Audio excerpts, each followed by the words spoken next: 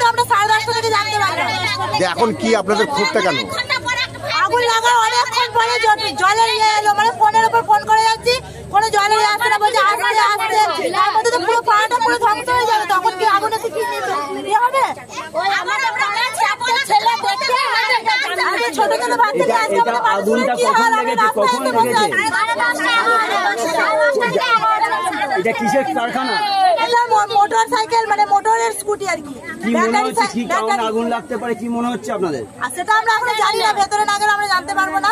আপনাদের এই ফ্যাক্টরি আশেপাশেই বাড়ি? সুপার ইন্ডিয়ার পাশে আমাদের পাড়া, আমাদের এমনি বাড়ি। আমাদের এখানে জলের দরকার, এই দেখো তো আগুন নেমে নিকো। জলের দরকার, জল খাবার দিয়ে সব কি বাড়ি তো বাড়ি বাড়ি যে আরে এত আগুনটা মানে কি চাইছেন আপনারা এখন?